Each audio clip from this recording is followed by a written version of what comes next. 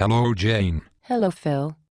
I understand that you are calling expired listings in order to build your business. Is that so? Yes, it is. I spend several hours per day looking up homes that were for sale but for some reason didn't sell the first time. I spend several hours each day making lists of names, addresses and phone numbers, then spend several more hours making phone calls to people who I hope I can help. How is that working for you? Well, it isn't easy, of course. If it were, anyone could do it. But I have been able to find a number of people who really needed to sell their home and they just weren't getting the best advice from their other agent. Expired listings accounted for half of my business last year. What are the most common reasons you find that homes did not sell the first time? Obviously, price for condition is the most important reason. Most people whose listing has expired were given bad advice on what the market will pay for a home like theirs at this time. Why do you think that happens? I have found that many real estate agents are afraid of disappointing the seller. They know that the home is priced too high and they hope and pray that either they are wrong or that the seller can be convinced to lower their price later. So what you are saying is that there are real estate agents that will take an overpriced listing and just hope that it sells? What would be the advantage of doing that? It costs a lot of money to properly market a home today. Well, I think that for some agents, taking an overpriced listing is just a lack of experience. For others, though, just having the listing gives them opportunities to do open houses and run ads that attract buyers but have nothing to do with getting the home sold. I personally won't do that. I feel it's my job to tell the seller the truth.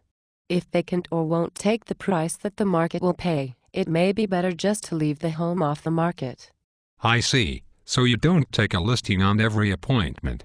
Oh no, if I don't think I can help the seller, I will ask them not to list with me. It costs me too much time and money to spend with people who I really can't help. In addition, I don't think it is ethical to set unreasonable expectations. If I let a seller list their home for more than 10% above what I think the home will actually sell for, I have set them up for a failure. I see. So what are some other reasons a home might not sell the first time besides price? The condition of the property, which of course is directly related to price. If the home is vacant, with no furniture, it makes it very hard for a buyer to visualize how they might live in the home. If the home is occupied, sometimes the sellers have too much clutter on the walls and too much furniture. Buyers really don't feel at home in those houses, so they won't make an offer. Other things I have seen are poor quality photos. With nearly all buyers shopping for homes on the internet, high quality photos are critical. I have seen listings expire where there were photos that looked like they were taken with a cheap cell phone or worse, no photos at all. I have seen descriptions of properties that were so badly worded that most buyers would delete the listing from their search because the description wasn't compelling. I see. So when you are calling the owners of the expired listings, what do you say? Well, the first thing I do is thank them for taking my call. I understand that oftentimes their phone has been ringing off the hook all morning. Next, I ask them when they are planning on interviewing agents for the job of selling their home. What are typical responses? Sometimes they are so discouraged they say never. Sometimes they say they will relist with their previous agent. Others will try to sell the home themselves. What do you do then? I always empathize. I understand their frustration. From their standpoint, where were all of these agents when their home was on the market the first time? Now that it is off the market, everyone is interested. I ask questions to help me understand their situation. I am looking for ways to help them.